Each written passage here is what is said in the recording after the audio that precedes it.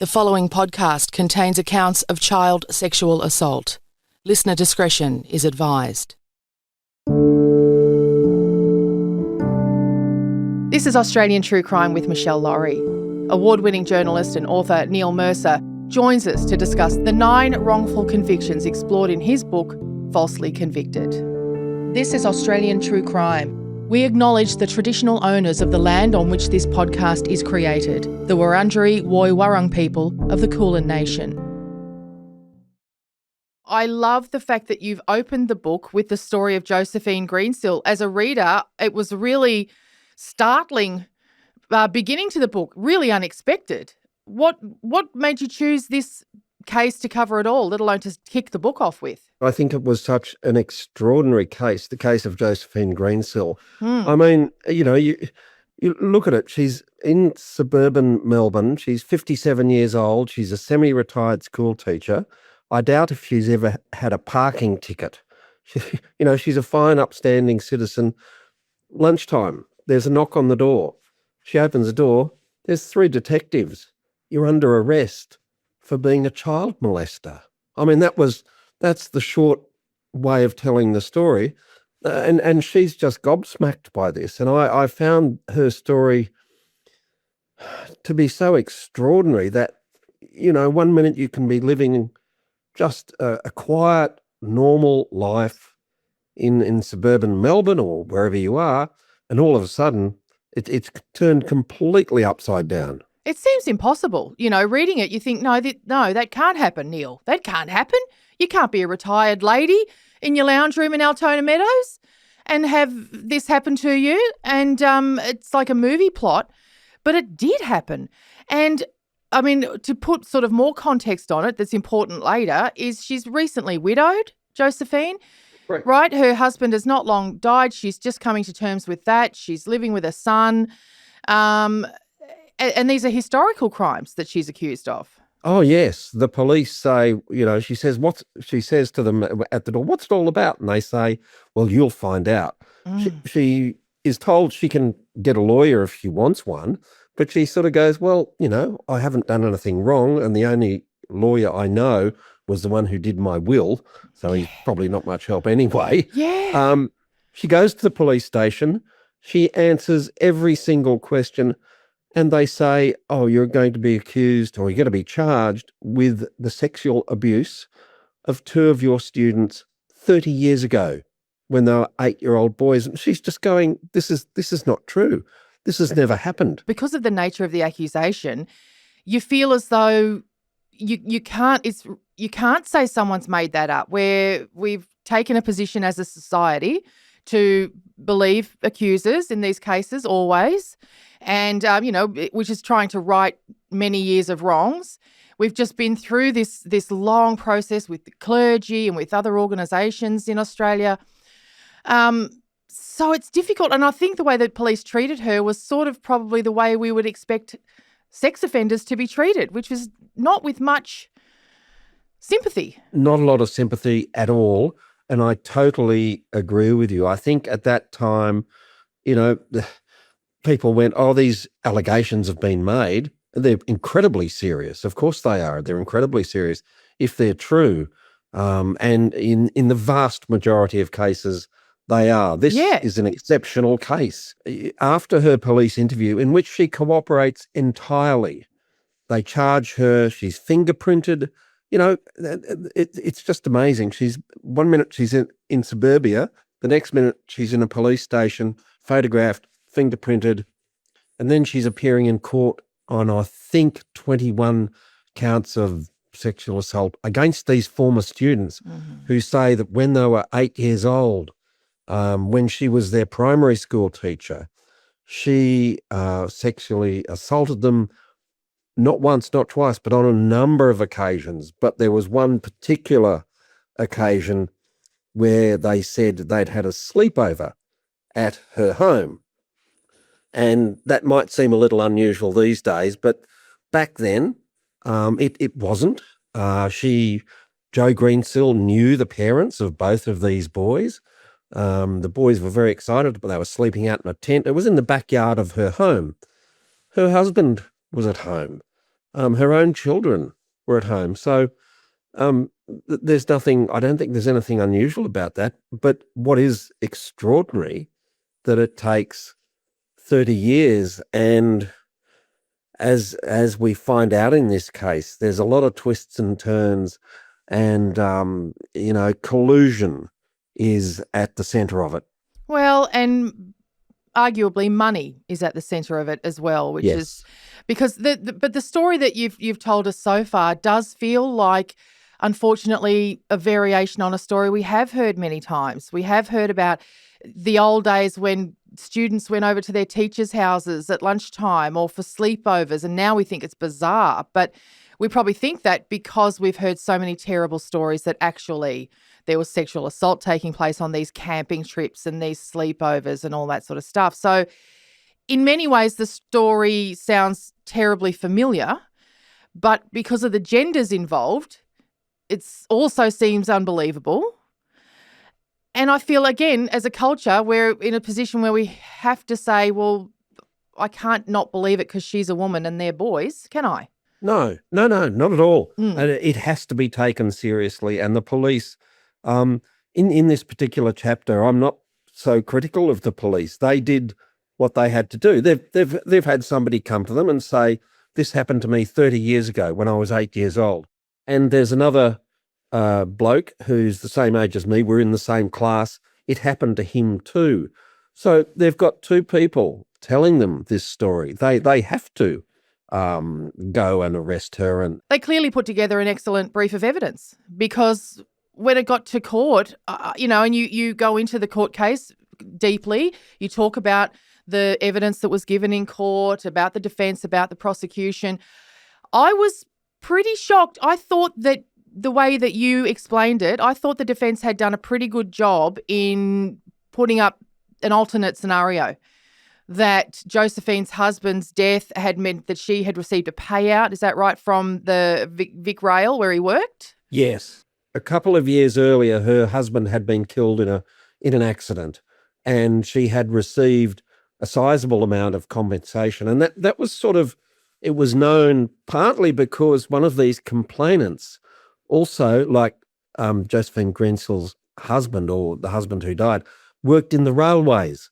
So he probably knew about this payout. And you're absolutely right. This, in the end, comes down to money. But Josephine was told by one of her lawyers, oh, look, don't worry.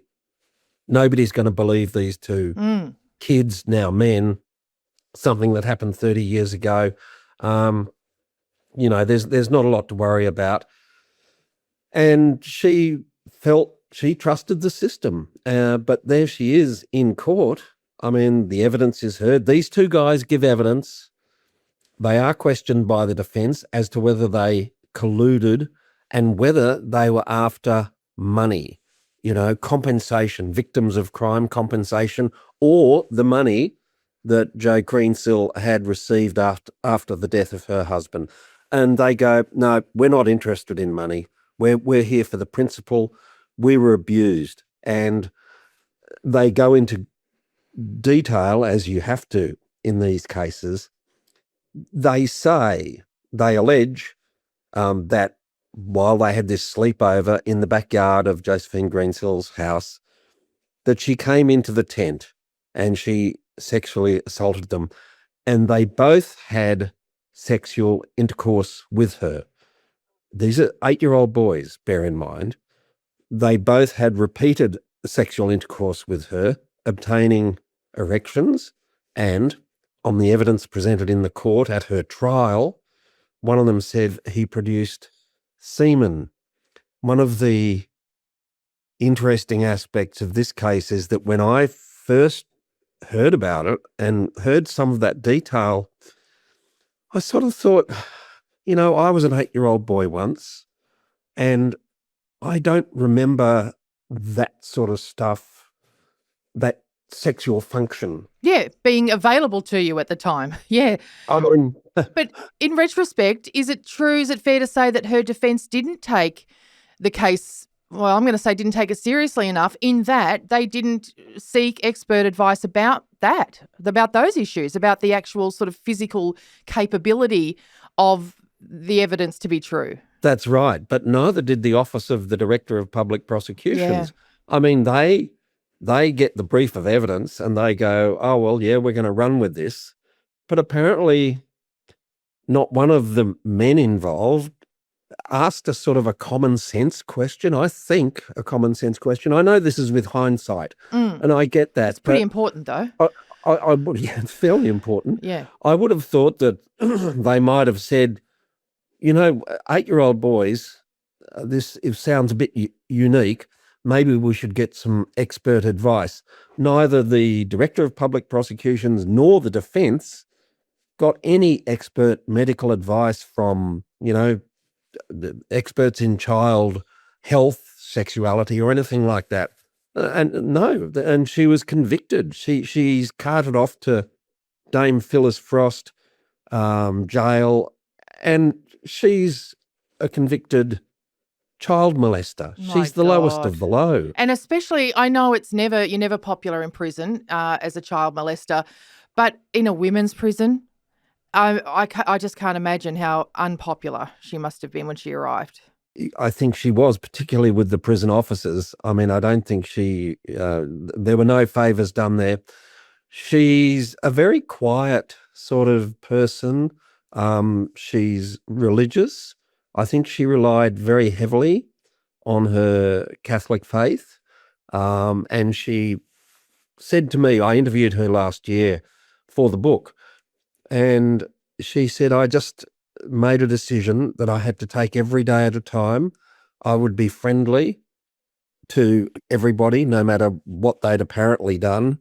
And I would sort of mind my own business. The thing that Josephine had going for her in this case, while she's in jail, she's got 3 sisters. There are 4 sisters. They've all been adopted by the mum and dad. They're very close. The sisters simply don't believe the accusations that have been made and which a jury has found to be true. So they set about not just seeking to get her out of jail, but seeking to prove that she just didn't do this, and that these 2 blokes have colluded and have got their heads together for reasons which we can explore in a little while.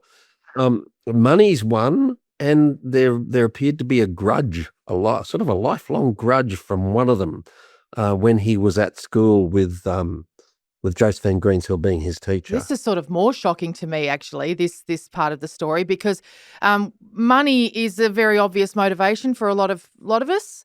To varying degrees. And we know that after she was convicted of these crimes, these 2 men did, in fact, seek financial recompense in a number of ways, even though they said they weren't going to, and that's not what it was going to be about. But tell us about this grudge.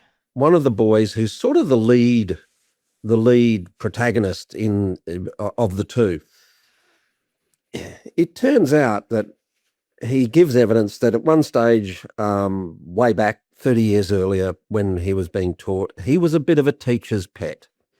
But then there was an incident where Jo Greensill noticed that, there was $10 missing out of her purse. And she's understandably a bit cranky. And she goes through the school bags and she finds it, the $10, $10 note, in the school bag of this guy who has been the teacher's pet. So there's a bit of a falling out. You might think that's a trivial incident that, as an 8-year-old boy, you might not be very happy, but it wouldn't live with you for the rest of your life. Not the case. In her trial on these charges, the ex-wife of the man known only as RS, because they can't be identified, the ex-wife says she remembers him saying years earlier, I was hard done by this teacher when I was at primary school. Maybe I should take her to court and get some sort of, retribution. So apparently he's held this grudge for years and years and years, and possibly knows about the big payout to her from her husband's death in the accident. The interesting thing about him is, before he even goes to the police, he goes to see a compensation lawyer, and it's a compensation lawyer who specialises in child sexual abuse. He says in the trial, "I'm not interested in money. This is a matter of principle. I don't want money." I think 8 days or thereabouts after she's sentenced, after Joe Greensill is sentenced to jail, he goes back to the same lawyer and launches a victims of crime compensation claim. And so does his mate. And he's eventually awarded $65,000, which in the end is not paid. But yeah, I mean, it's an extraordinary tale. It's hard to believe. I mean, I hate admin, so I would be not the kind of person who's going to try and push through. I'm with you. Right? I'm just not that guy. But it's hard to believe that anyone could go through this process, this long, difficult process for money, for certainly, I don't know, for $65,000 or for a grudge from when you were 8. It's a singular human being we're talking about here who seems to have roped another bloke into it. Be interesting to be a fly on the wall in their conversations while this was unfurling, I would think. But what turned it around? What turned all this around for Joanne? It took an extraordinary amount of time for it to turn around, but it did eventually turn around when she changed lawyers. She's arrested in 2008. She gets to the Court of Appeal in 2012. She's done like 2 years, I think, and 8 months by this stage. In jail. Jail. As a child sex offender. As a child molester. Oh, my God. The Court of Appeal, the judges themselves go, "We're deeply troubled by this case." And they're putting this to the Chief Crown Prosecutor of Victoria, Gavin Silbert, who's a QC or an SC. And one of them says something like, did anybody seek any expert medical advice? And the Chief Crown Prosecutor says, no, that was the first thing I sort of asked myself. And it's clear the judges don't believe that 8-year-old boys are capable of this. They also believe there's been collusion, because there has been.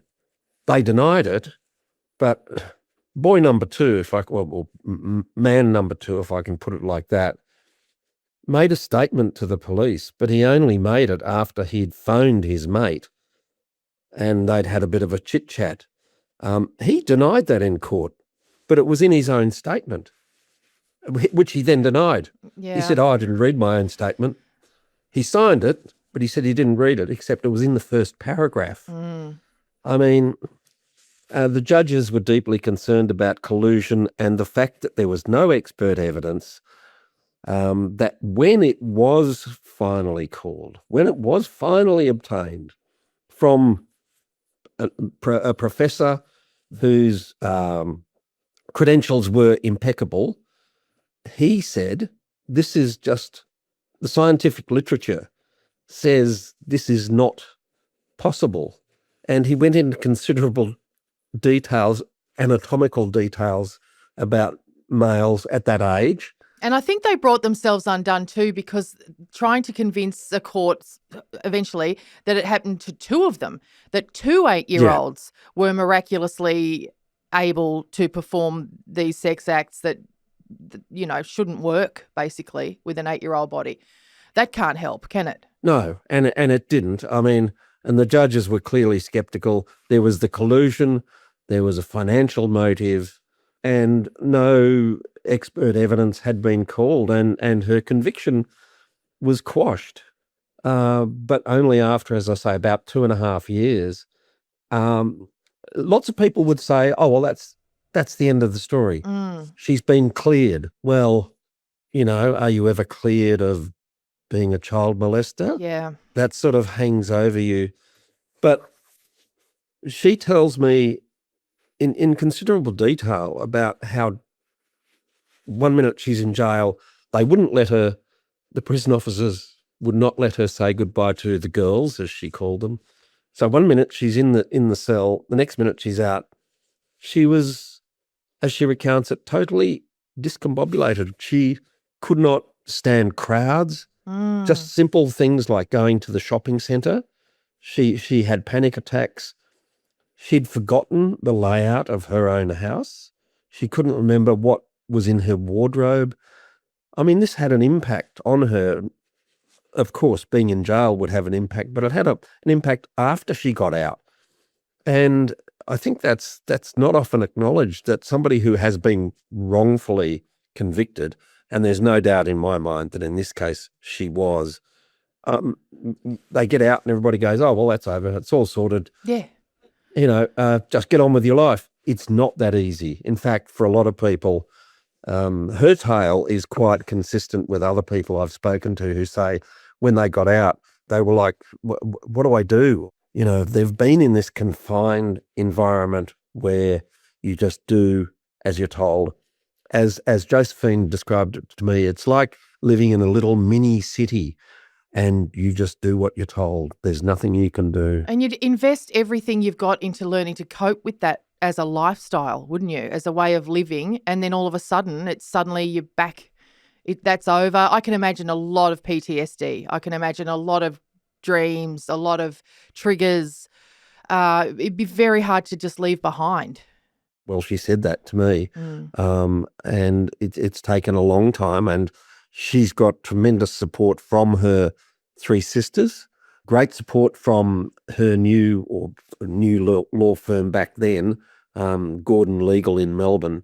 So her lawyers have applied on a number of occasions for an ex gratia payment, some compensation. I was wondering about that because, not only do we think it's just fair, you should get some kind of compensation for what's happened, but also how much did she spend on her defence? I imagine that would have been a very costly exercise, defending herself.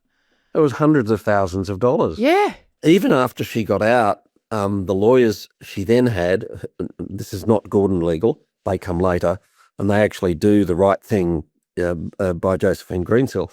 But the lawyers she had prior to that spent years and years faffing about, if I can put it that way, and achieving very little. She's never had any compensation. Her lawyers have written to various attorney generals over the years, and they've gone, well, you really only get compensation if you've lost money or if it's the fault of the state.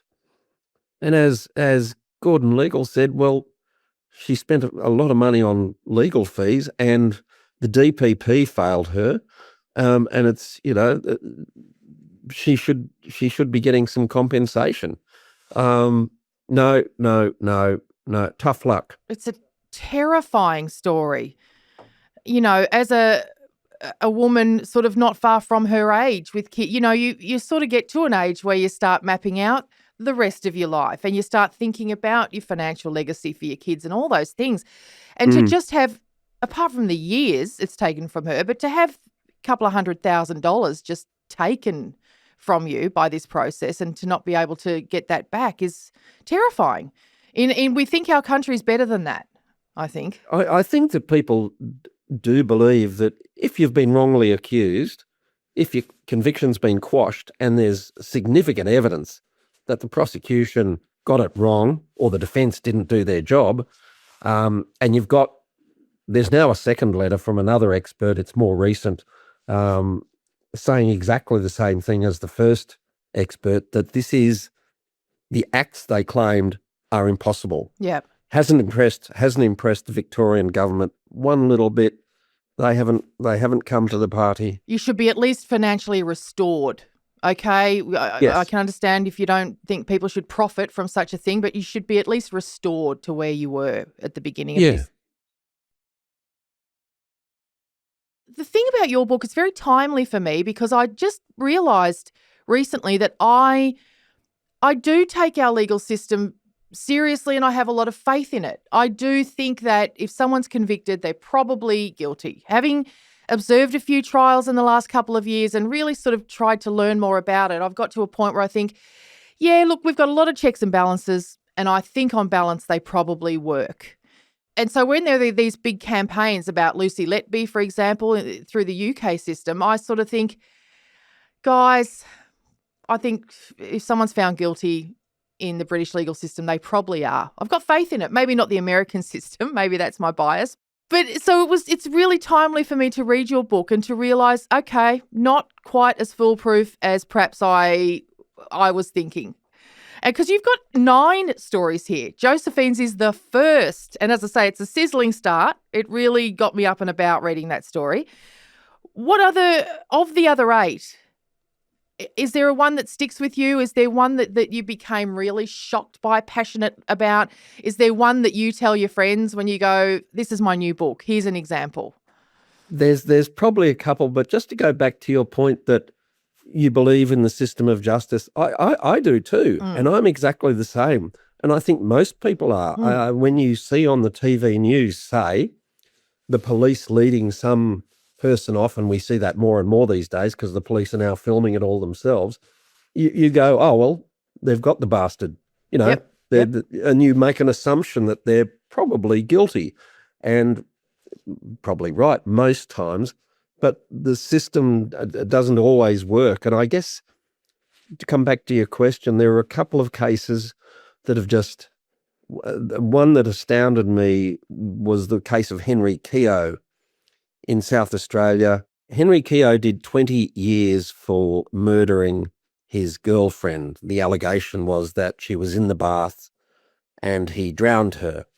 It rested very, very heavily on expert evidence from the state's chief pathologist. It turns out that the state's chief pathologist, who was presented as this absolute expert, the person with the most expertise of any of the experts that came before the court, was not an expert at all. It turned out, in fact, that he was he's been called a charlatan. He was not qualified to do the pathology work that he said led him to this conclusion. Well, again, how is that possible? How does the DPP, whose job is it to check this bloke out and make sure he's got a very high position in the state? How did the DPP not know his credentials, or the defence team check his credentials? How does this happen? That's a cracking question, and I don't really know, because the questions about this particular expert, Dr. Colin Manock, started years and years earlier, and the state of South Australia, the authorities, the Attorney General or medical authorities should have known that he was not qualified, because when he was appointed way back in the 60s, it was clear he had not done the training in certain specific areas, and he was taken to, I guess, what would now be something like the Fair Work Commission, because they wanted to put somebody in over his head who did have the expertise. He fought that case in public and won, and so did not lose his position as the eminent pathologist in South Australia, but he never did the training that he was supposed to have done. So the authorities knew that he was not qualified in certain areas, and there was a litany of cases before that of Henry Keogh.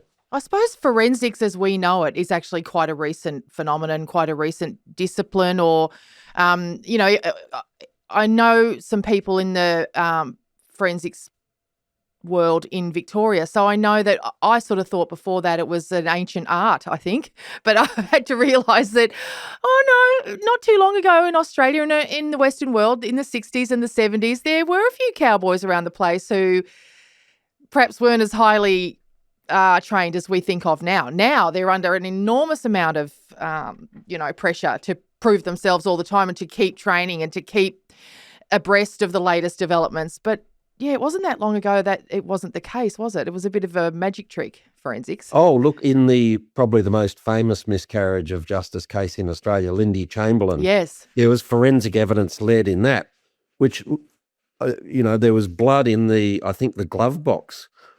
It wasn't blood at all. But when I heard that, I went, oh, she's guilty. Yep. She's absolutely guilty, because a forensic expert has told us there's blood in the glove box of the car. Yes. And it's fetal blood. completely wrong. Well, that case actually led to the revolution of forensics in Australia, didn't it? It led to a very new standards in Australia. And look, I think the standards are vastly improved. In the case of this particular expert in South Australia, I don't know how there has not been a royal commission into this, not just the Henry Keogh matter, but in one of the other cases in which he was involved, a man was found dead in his unit. Police were called. Dr. Colin Manock, the expert, was called. And the guy was sort of lying on the ground, head on the ground, pool of blood around the head. And Dr. Manock said, "Oh, look, he's just fallen out of bed. Nothing to see here." So they clean up the room and all that, and everybody moves on. I think the next day or 2 days later, they do an autopsy and they find that he's been shot in the head and the bullet is still lodged in the brain. That's sort of a bit of a problem. There are other cases in which he was involved, and probably the most tragic. And what's interesting is this case, there was an inquest into the deaths of 3 babies, 3 toddlers, quite separate deaths. It runs roughly at the same time as Henry Keogh's trial for the murder of his girlfriend in the bath. In the inquest into the deaths of these infants, the 3 of them, it's really sad. But Colin Manock says they've died of bronchopneumonia, sort of a lung infection, I think. But, there's no suspicious circumstances. The homicide cops are going, this is bullshit. And the other hospital doctors who have examined these children go, one of these children had a fractured spine. Another had fractured ribs. There is bruising all over the body. The inquest eventually finds that Dr. Colin Manock not only got it terribly wrong, he did stop the homicide detectives from charging people with murder. So we've got this inquest in Adelaide running into the deaths of the 3 infants, and we've got the trial of Henry Keogh running. Over here, they're saying Dr. Manock's incompetent and absolutely doesn't know what he's talking about. In the trial of Henry Keogh, he's being presented as the preeminent expert in South Australia. I mean, it's mind-boggling. Isn't I've it? got to tell you, it sounds crazy. I find it difficult to get my head around. Dr. Colin Manock, eventually, a number of other experts, the evidence against him became overwhelming, and he, in fact, withdrew some of his own evidence that he'd given at the trial. Henry Keogh was accused of killing his fiancée by drowning her in the bath, and Dr. Manock had this theory, which seems to have dated back to Britain in about 1912, 1914, when there was a famous case apparently called The Brides in the Bath. And a man had been married or about to be married, and 3 of his fiancées or wives had been found drowned in the bath, and he'd profited. So Dr. Manock thinks he's got his own, and it was a famous case. And I think Dr. Manock thought he had his own bride in the bath case. He says Henry Keogh comes home, finds his fiancée in the bath. He puts his hand under her legs while she's in the bath, lifts up the legs by gripping one of the legs and thus holding her head underwater. In time, other experts just go, this is just not right. Manock says, the bruises from the grip mark. He demonstrates this in court. They bring a bath into the court so the jury can see him demonstrate the grip mark. He says the bruises are no more than 4 hours old. So, that's pretty conclusive. It turns out he later disavows that and says, I might have got that wrong. The thumb bruise might not have been a thumb bruise. Other experts are called in and go, well, we've done further testing. The bruises are not 4 hours old. They could have been weeks old. They could have been inflicted, by, tripping over at the pub or on the bus or... So that was basically the only evidence on her body, wasn't it? So he's trying to account for the fact that there's no evidence to suggest she was held down by the neck or by the chest, or the only sort of physical evidence is some bruising on an ankle or on a leg. Bruising on the leg, the grip mark theory. I mean, there was other evidence in the case. It's complicated, but essentially it rested on that, and eventually Manic, disavowed some of his own evidence. And by this stage, he's also appeared in other cases where, as I mentioned before, the inquest into the deaths of those poor little children, where he got it so wrong, and the authorities just went, oh yeah, but he might not be qualified to do postmortems on children, but he's quite qualified to do postmortems on adults, which is a convenient, if ridiculous, theory. I mean, his evidence has been called shameless, shameful, but again, there are politicians in South Australia who've spoken out about the compensation that was given to Henry Keogh should never have happened. They still think he's guilty. And as Henry said to me when I've spoken to him on a number of occasions, he said, "Look, I know what happened." He said as he was watching Manic in the courtroom, he's on trial for the murder. He's in the he's in the dock, and his counsel have told him, obviously, don't react, don't pull faces, don't do this. But he said he was watching Manic demonstrate his grip theory about how her legs were lifted, and he said, I was sitting there thinking, you fucking numbnuts. I know this didn't happen. Yeah. I know this didn't happen, and how can you say this to the jury? The frustration of being in that position, you're taking me back to the Josephine Greensill story where she says, I didn't get a lawyer initially because I knew I hadn't done anything. And we hear that, don't we? We hear that time and time again in these sorts of cases where people say, well, I didn't think I needed a lawyer because I knew I hadn't done anything. I thought this would be sorted out really quickly. I'm happy to tell the truth, tell everything I know to the police. Yeah. How common is that, do you think, in these cases that you've researched? How common is it that people don't realise how much trouble they're in for quite some time? I think it's not uncommon. Gene Gibson, a young Indigenous man from one of the most remote communities, was charged with murder. He didn't speak English as a first language. His first language was Pintupi. I think it's a Western Desert dialect. There was another dialect as his second language, and English was his third language. He initially denied any knowledge of the murder of a young white man, but then sort of after the interview had gone on and on and on, he all of a sudden says, I hit him with a rock. And then he goes, no, I hit him with a car. And the police know that neither of those is consistent. So it's sort of suggested he might have used a pole, steel pole or a bar or something. And then he said, I might have done that. It feels to me like he wants to go home. Exactly right. And subsequently, there's expert evidence that he had an extremely difficult childhood. I mean, we're talking about alcohol abuse, drug abuse, petrol sniffing, and it came out in the court cases that in fact he was cognitively impaired, and he was trying to be cooperative. He was saying what he thought they wanted to hear, but it simply wasn't true. And it was demonstrated later on, and the police, there was an investigation into that particular case, the case of Gene Gibson in WA for the murder of Joshua Warneke. That it's still unsolved, by the way. Gene Gibson his conviction was quashed because the judges said, and the expert evidence said, he could not have understood the legal process. The right to a lawyer, the right to silence. And as you say, he just wanted to go home.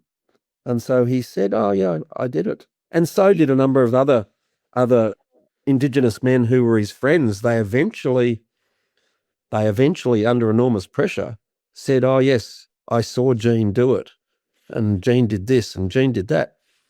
When they finally had an investigation where they had interpreters, like people who spoke Pintupi or the local dialect, they went, oh, I just made it up because the cops kept pushing me. And I just told them what they wanted to hear. Yeah. We hear that again and again all over the world. The false confessions brought about simply by exhaustion, simply by just being worn down. I just want to get out of here and out of this room even. Yeah. I mean, if you look at the case of Andrew Mallard, he did lengthy interviews, which were not electronically recorded, by the way, by the WA police. Pamela Lawrence ran a small jewellery business in a suburb, Mossman Park in Perth. And she would take, say, native leaves, gum leaves or gum nuts, and she'd coat them in silver or gold, and they were very popular with, say, tourists and that sort of thing. She had a small shop. She's found brutally bashed to death by her husband who lived nearby. Andrew Mallard's questioned at great length. They do an undercover operation on him even. He was let down by his legal aid lawyer initially. He was interviewed by the police while he was in Greylands Psychiatric Hospital on a number of occasions. He's a psychiatric patient. Andrew Mallard thought he was a Viking. He told people he spoke 6 languages. He was steeped in Celtic tradition and art. And in fact, he was working undercover for Interpol. He was investigating the mafia. He lived this fantasy life. And the cops knew this. They knew that he had some serious mental health issues. And based on fantasy, so it seems to me that memories could be implanted potentially. It seems these are the kind of guys who confess to crimes they haven't committed. He did confess at some stage and then said, I just made all that up. And they say, how do you know the detail? And he said, well, you just told me half the detail. I just put it together. And he started speaking in the third person. I think this person would have murdered Pamela Lawrence. I think this is what he would have done. And she would have been wearing a nice skirt. He went into all this detail, half of which was wrong. But enough of it was close enough. Eventually he's convicted. But when he first goes to jail, he notices there's this bloke looking at him really weirdly. Like, Andrew Mallard was 199 centimetres tall. Oh, wow. So I don't think he was a fighter or anything. I think he was quite a gentle person. But what a fascinating chap he must have been to encounter in jail. So he's incredibly tall. He has this rich fantasy life, shall we say, where he thinks he's a Viking and all sorts of things. Yeah, he did. And he eventually got psychiatric help, which turned his life around. But back to this guy who's looking at him weirdly in jail. He's only just gone. He goes in roughly the same time as Andrew Mallard. He's murdered his girlfriend. He's bashed her to death and put the body in the boot of a car. He pleads to that. He goes to jail. There was a palm print in Pamela Lawrence's shop. Didn't match Andrew Mallard. But in those days, palm prints weren't computerised. So it doesn't match Andrew Mallard. But years later, they do an investigation and they find the palm print matches that of the guy who murdered his girlfriend and who was staring at Mallard when they first both got to prison. No. He's the killer of Pamela Lawrence. This leaks to the media. It's broadcast on television. Simon Rochford sees it on the news. The next morning, he's dead. He's committed suicide. God. And the other bit about this is we often think the police have done the wrong thing, that there's been misconduct, and there was alleged misconduct in the case of Andrew Mallard. But the prosecution also withheld evidence. They never told the defence about the undercover operation. in which Andrew repeatedly said, all tape recorded, secretly, he didn't know, repeatedly says, I didn't do it, and discusses his thoughts about the murder weapon, which was nothing like the murder weapon. But they also withheld testing that the wrench was not the murder weapon. But the prosecution told the jury no less than 80 times that a Sidchrome wrench was the murder weapon. It had been disproved. They'd done testing. Well, that's outrageous. I mean, that's what we don't expect to happen in Australia again. That's corrupt. You do not expect that from prosecutors, and prosecutors or anybody, police, but to withhold that crucial evidence. And, it was a scandal. It was absolutely scandalous. Especially as we now know that Mallard is a vulnerable person. Incredibly so. Yeah, today we would take that very, very seriously, that a vulnerable man has been put in this position. What happened to him after all of this came out? Eventually, his conviction was quashed and he was awarded a substantial amount of compensation, an ex gratia payment, which ran into the millions. Unfortunately, the story does not have a happy ending. He moved to the United States and he'd always had trouble finding a girlfriend. He's 199 centimetres tall. He's got mental health issues. He thinks he's a Viking. He's smoking a lot of dope, which doesn't help. But he moves to the United States. It appears he's found a girlfriend. He's fallen in love. He's crossing Sunset Boulevard. Bang. No. Hit by a car. Hit and run. Dead. No. I mean, how's your luck? Oh, my God. I mean, fair income. Yeah. I mean, talk about injustice striking twice. No, that's an awful To get killed by a hit-and-run driver just when you're starting to finally get your life together. And also, you're taking me back to this idea of compensation. It seems very random. It seems that, and obviously I don't begrudge him being awarded compensation, Andrew Mallard, but then we go back to our first case, Josephine Greensill, who is a middle-aged lady who's had her savings raided, and no one thinks it's reasonable to at least, fix that up, that amends. debt. Yeah. It's down to the Attorney General. Well, it's down to the government of the day in all the states. Right. It's really at the whim of the government of the day, and in particular the Attorney General. And I guess, being politicians, they would take into account what the media might make of any payout. Yep. I mean, in South Australia, when Henry Keogh did get a payout, it was a lot of people criticised it and were, saying that it's disgraceful and should never have happened. And I can't help but think again that the crimes that Josephine was accused of, the nature of those crimes, child sexual assault, meant that, nobody wanted headlines. Nobody wanted the Herald Sun to be able to say they've given millions of dollars to this accused child molester, even though we know that this woman has been through every inch of the law and been found in the end to be not guilty of those crimes.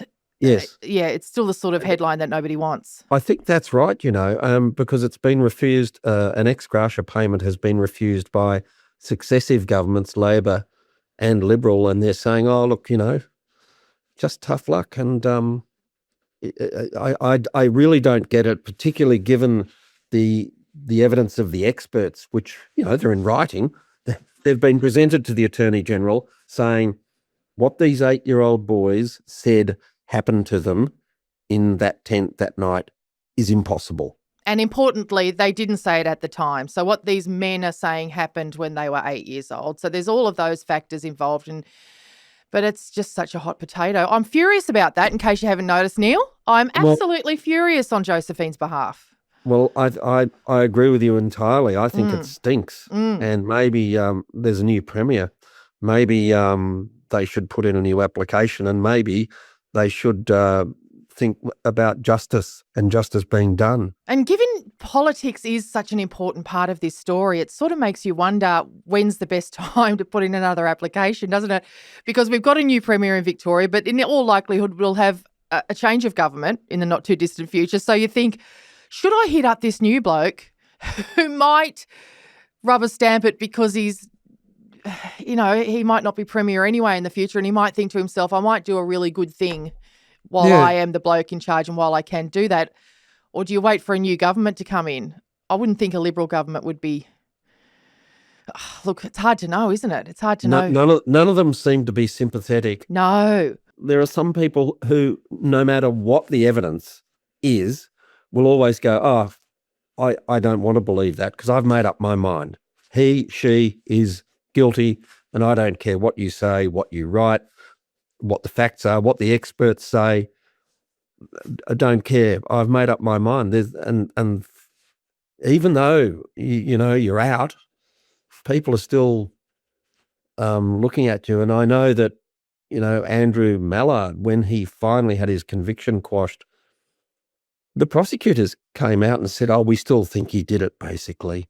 We just can't prove it, So people were still looking at him, and it was a bit hard to miss at almost 200 centimetres tall. This is the value of the book too, because I think very few of us actually take the time to go in and familiarise ourselves with the evidence that gets people acquitted of crimes. We do, you're right, we make up our own minds. We probably sort of half read articles or half listen to things and we think, no, I think he did it, I think she did it. And that's the value of the book, though, is that you really explain all of the reasons, all the ways that this person was convicted, and then the mistakes that were made and how it was rectified. So it's an absolute ripper. Well done to you, Neil. It's a great book. Thank you. Great read. Thank you. And we love a book where it's sort of every chapter is a different story, so we can read one before bed every night and things like that. And it is that. It is called Falsely Convicted, and it's out now, right? It's out now. The True Stories of Injustice in Australia. Thank you so much, Neil. Thank you very much for having me. If you need support after listening to this podcast, you can call Lifeline on 13 11 14 or contact 1800-RESPECT on 1800 737 732 or 1800respect.org.au. Indigenous Australians can contact 13 Yarn on 13 92 76 or 13yarn.org.au.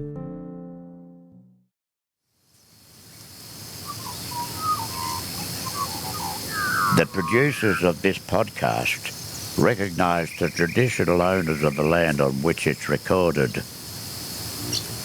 They pay respect to the Aboriginal elders past, present and those emerging.